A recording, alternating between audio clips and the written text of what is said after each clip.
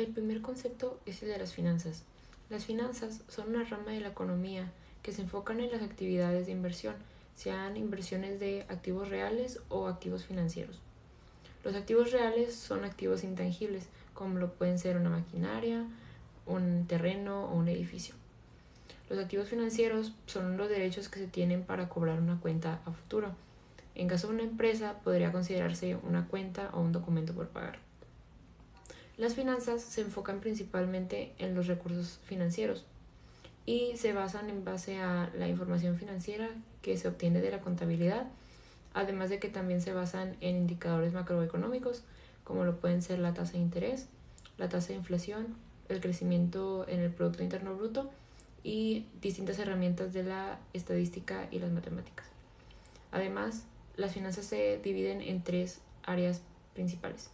Por ejemplo, las finanzas de inversión, las finanzas corporativas y el área de instituciones y mercados financieros. Además, las finanzas se pueden dividir en varios grupos. Primero tenemos las finanzas personales, que son cómo se maneja el dinero a nivel personal de cada persona.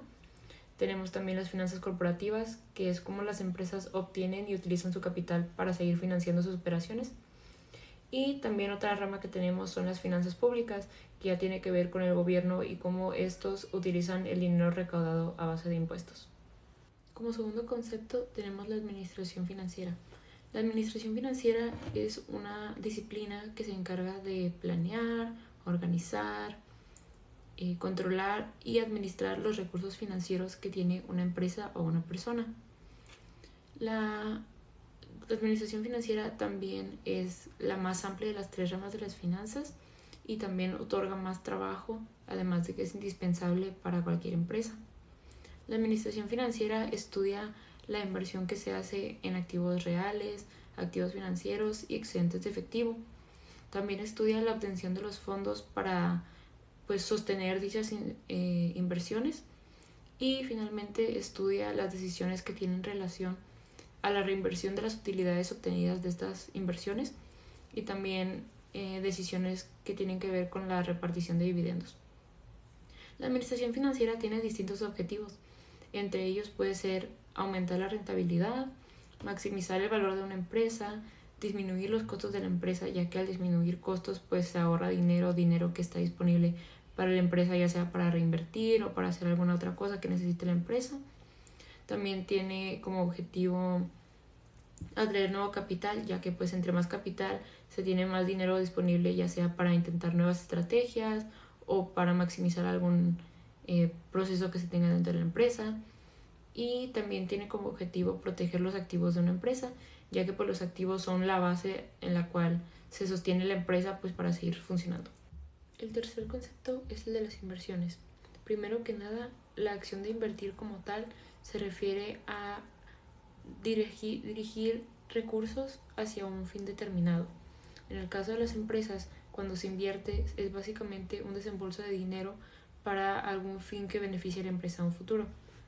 En este caso, las empresas pueden hacer dos tipos de inversiones.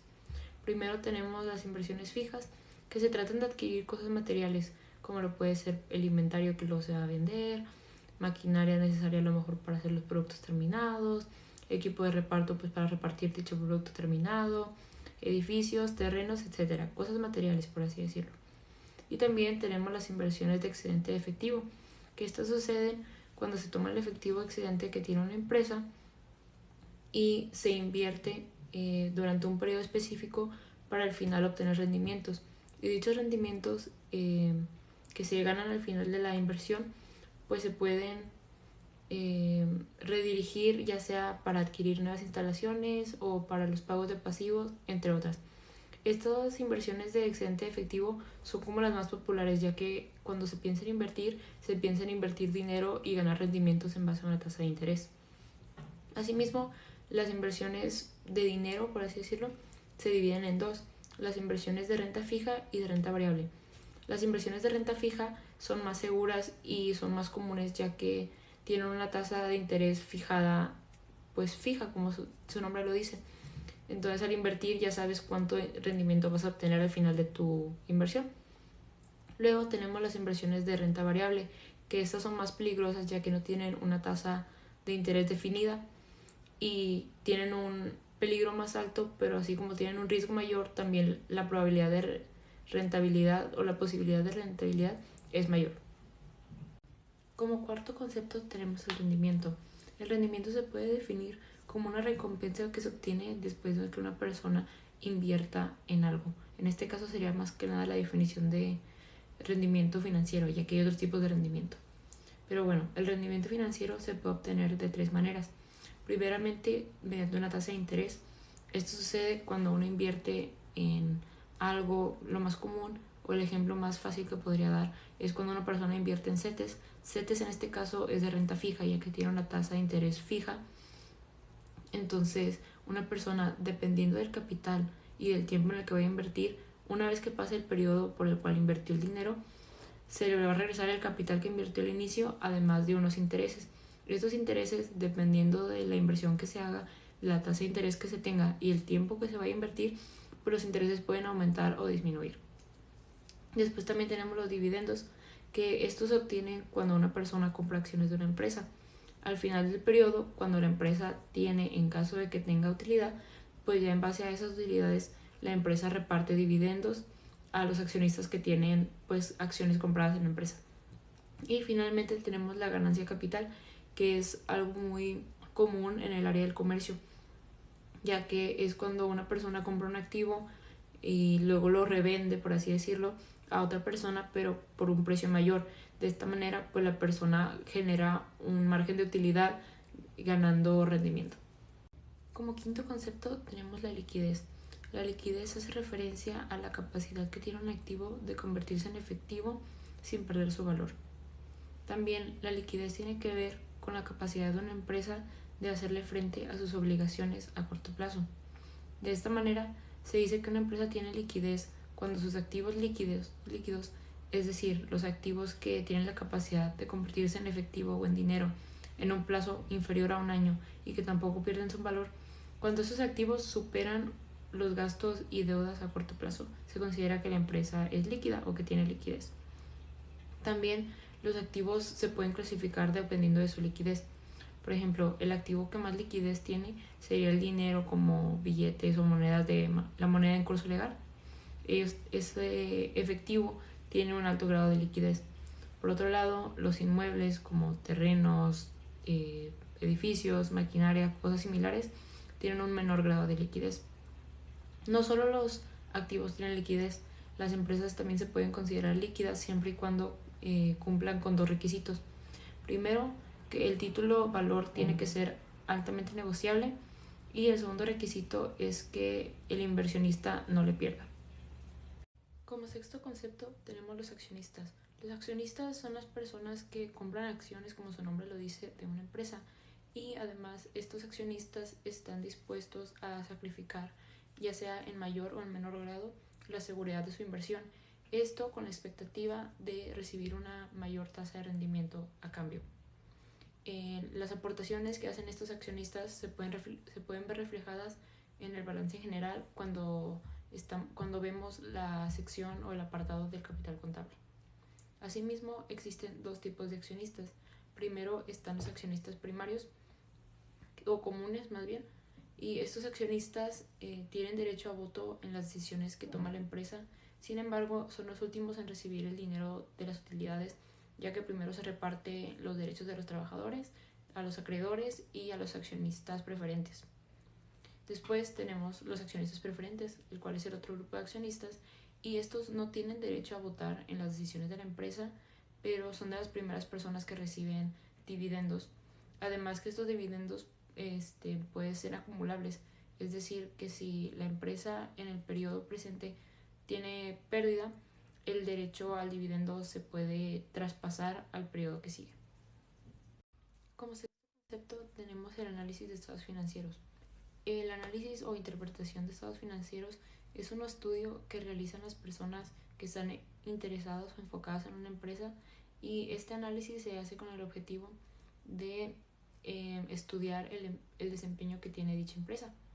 Este estudio se lleva mediante la evaluación de diferentes variables, tanto micro como macroeconómicas, que afectan a la entidad o a la empresa. Esto con el fin de darnos cuenta si la empresa es una opción confiable, además de que también sirve para ver si la empresa tiene la probabilidad o la posibilidad de hacerle frente a diversas situaciones que se le pueden presentar en un futuro. El análisis financiero se puede dividir en 5 etapas. Primero, se selecciona la información que se va a utilizar para el análisis, así como el periodo de donde se va a sacar la información, algunos indicadores financieros y otra información relevante. Después llega el proceso de relación, que es donde de los datos obtenidos al inicio se van haciendo relaciones entre esos datos como conexiones.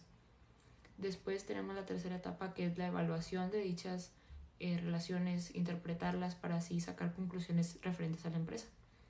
Como cuarta etapa tenemos la recaudación de información cualitativa, es decir, información como la ubicación, la reputación que tiene la empresa, el apoyo a la comunidad que da, su relación con el sindicato, cosas que no tienen enfoque económico, por así decirlo.